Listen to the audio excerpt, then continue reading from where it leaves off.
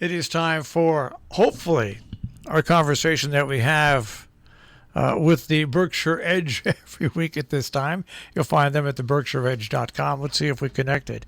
Marcy, well, I'm here. Yeah. I will get David in 1 second. Okay, well, when David joins in, that'll be absolutely fine. And yes.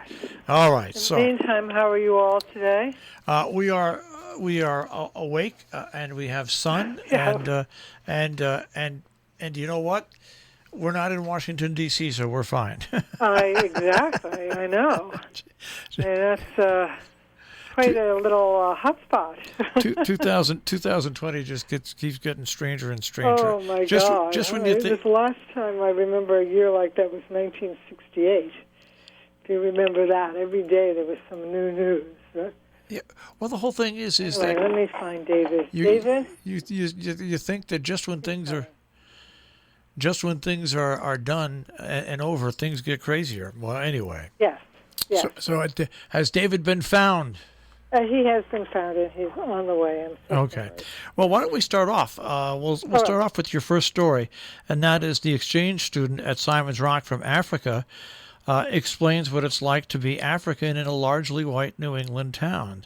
Yeah, it's very interesting. And this is a young man who actually just sent his article into us, and he's a very good writer. And he talks about what it's like to be an African in this white community. And it's interesting because we actually had. There's the PBS NewsHour did a little show recently about racism in small towns, and they focused on Great Barrington, and they used actually some footage that the Edge had produced. And they interviewed this young woman who was also Ethiopian, who had been adopted by a family in Great Barrington, and so grew up here. She's now in college. But she also talked about how difficult it was to, how odd it was to be, one of the only black people in this town. And this young man at Simon's Rock is saying the same thing, that people have no idea what Africa is like. I mean, he's saying, some people think it's a fantasy land of wildlife and simple living. Other people think it's the proverbial heart of darkness, a place retarded by the uncivilized culture and poor virtue of its indigents. I mean, you see, he writes beautifully. So anyway, he's saying, it's a very interesting statement. And it's not just fighting against racism, it's also fighting against ignorance, that America has no idea. Most Americans have no idea what the rest of the world's like. And, and this young woman also that had, that we had done she had become active in the Black Lives Matter when she was home from college in the spring, and she was saying the same thing, that she said, people just don't have any idea who she is. That's it's funny. That's one of the reasons why we have a show like Arja on, because it really, we just did a whole thing where they're just now finally being hit in the small town of Jaisalmer. May I tell you, the small town of Jaisalmer in India, a small town is 600,000 people. Okay. Yeah. And they don't have enough health care, and now they're having a lot of deaths out of nowhere, and people don't understand what it's like. Most Americans anyway, what it's like to live in a foreign country. I remember when the Olympics were being held in Japan, some people over here were offended about the bathrooms in Japan. Well, they should install bathrooms like we have in America. Well, no, I mean, I know it runs the gamut. You can go to. If you take a roll of toilet paper to places in this world, they'll look at you and they won't have any idea what it is. Americans don't realize that. They don't. They're totally, even though they say we're all connected because it's computers and it's a smaller world. Well, you know what? We're lagging behind that because there's so many people in this country that don't know what it's like in other countries and don't understand. Mm-hmm. Yeah. And I speak to exchange students from Housatonic and from Hotchkiss all the time, and it's very I love the way they adapt, because they do adapt and they do learn, and they bring back information about us to their countries. Right, and I'm sure they do. It's sort of like, the stereotype of the American tourist when they're speaking English to somebody in Europe, and if the person doesn't understand, the American just talks louder. As if, if they just shout at them, they'll understand English better. You've got. It's funny. I'm looking at your second story, and Jill and I the other day, I got a note that said, "Marshall, do you know what the Great Barrington Proclamation is?"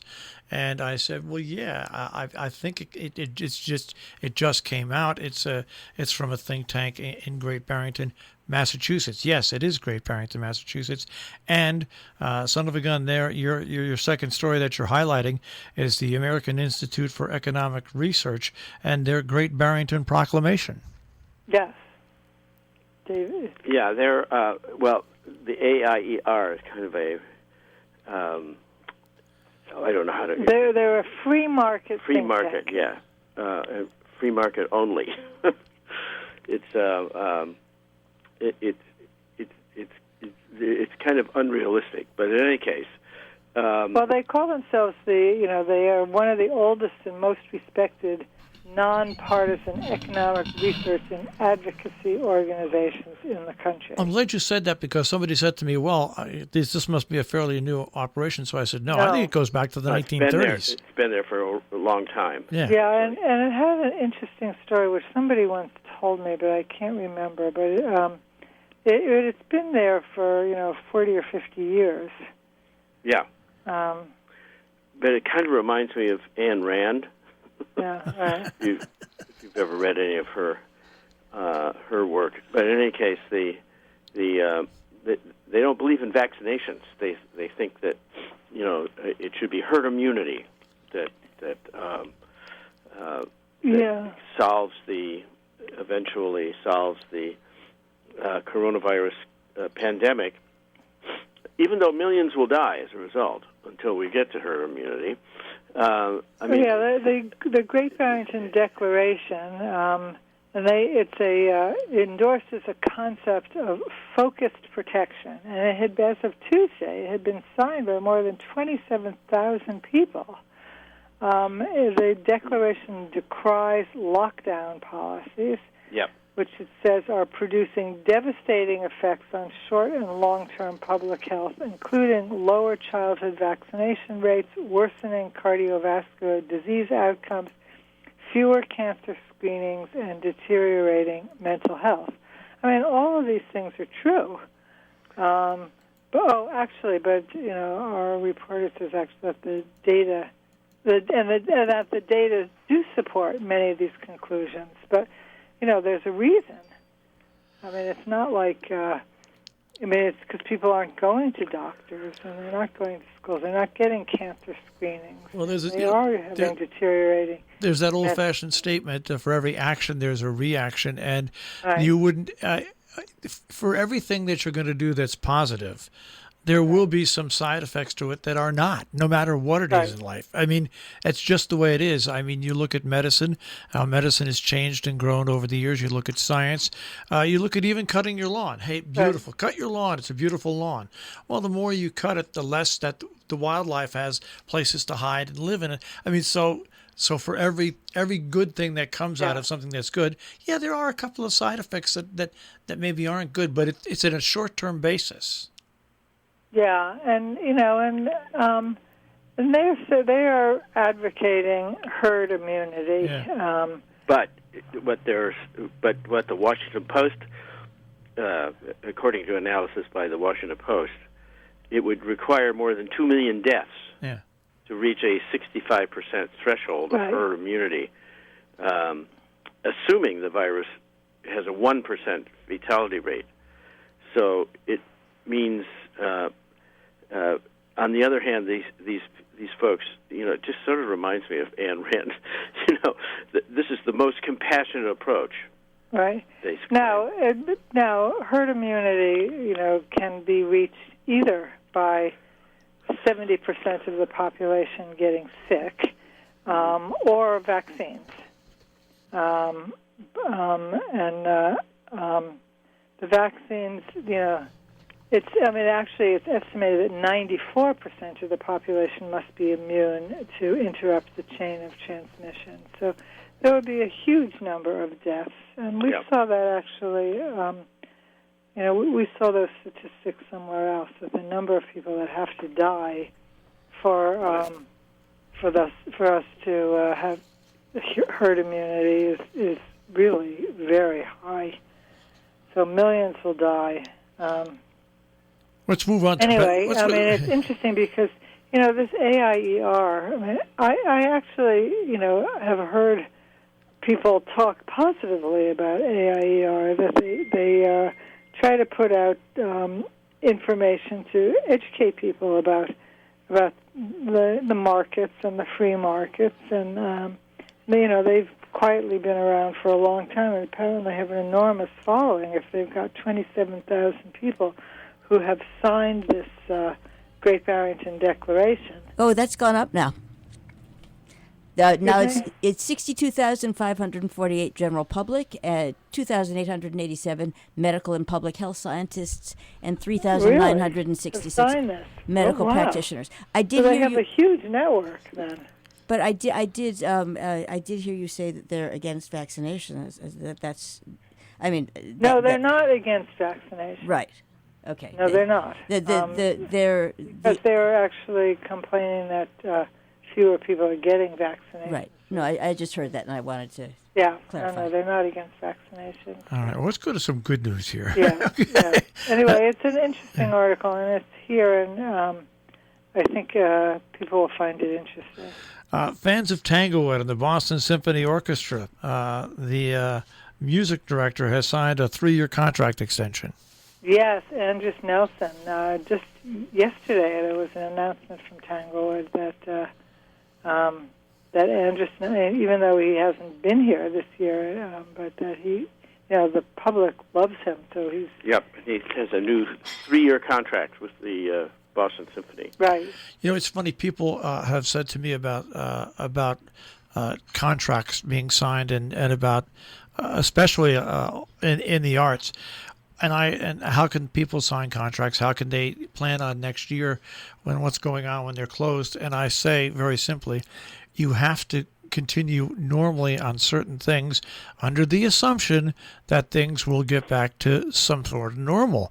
So as a business and as a nonprofit as Tanglewood, of course you've got to set up and keep your music director, and of course you've got to do the basic things to keep your company intact. Mm-hmm. Yeah. Yep. It's just progressive thinking. You can't just sit here and say, okay, we're in a pandemic, everything stops until then. You can't do that. You just can't. No, you can't. And actually, I don't know if we talked about this last week, I think, but we have a charming film streaming on our site called The Actors Came Back. That's our next, one of our next. It's our next story in the list. It's yes. So there's a local playwright and director named Michael Brady, who at the beginning of this pandemic wrote a poem, which we also had on the Edge, called "The Actors Came Back," and it's really about the resilience of the arts. And how over the years in plagues and political turmoil and everything, eventually the actors come back and the theater resumes. And so a filmmaker named Tim Newman, who had a very important Hollywood career and who now lives in the Berkshires, has produced a wonderful little film to go with Michael Brady's poem. And the poem is has many stanzas, and different actors and actresses take different parts of it to read it, and really quite wonderful. Yes, and also many arts organizations, the leaders of arts organizations have participated, and they're reading parts of it. So, I encourage people to. It's you go to the BerkshireEdge.com/the actors came back. Or you can just go to the site and click on the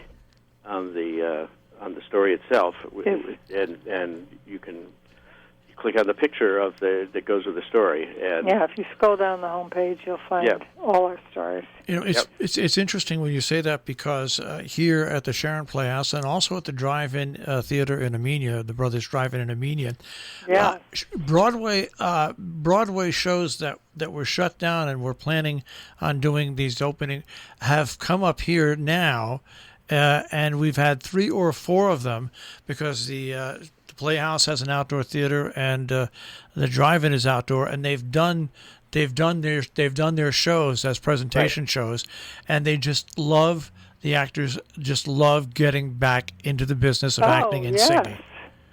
Well, fortunately, we haven't had a bout of, we haven't had an early winter, let's put it that way. So people can be outside right now, but we're very worried about. Well, we're worried about what's going to happen when winter really arrives. Well, they'll just have to put a bubble over Great Barrington. That's right. Well, they have to put a bubble over New England. Name it the W.E.B. Du Bois bubble. But we, if you look through the Edge, you will see that there are lots of things that are going on. The actors do come back, and the arts do come back, and the Turn Park Art Space in West. Here's Chick. The Guild of Berkshire Artists is having a multimedia installation called 6 Feet Apart, 0 Degrees of Separation. It's an outdoor multimedia installation that begins this weekend. I know that the Mahawi is having a virtual party. Lauren Clark Fine Art has an online, a new online show called Kabuki 2. There are, we have something called From Sharon to. Anyway, there are presentations, there are speeches being made, conversations online. There's really a huge amount to do despite all of this. We went to an opening of an outdoor sculpture show at Gedney Farm last Saturday, which was extremely well attended, and it was all outdoors. You could walk around and look at sculptures, which are and still you can there, still do that. Yes. Yeah, you can still do that. Right.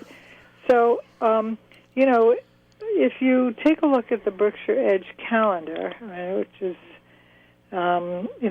continues to, people continue. This is a calendar where we invite the public to post events. And they certainly are posting events. And if you go to the Berkshire Edge calendar, which you can reach either through the Berkshire Edge and go to the menu and click on calendar, or you can just go to berkshirescalendar.com. It'll take you directly there, and you'll see that we have lots of things to do. The public posts its own events,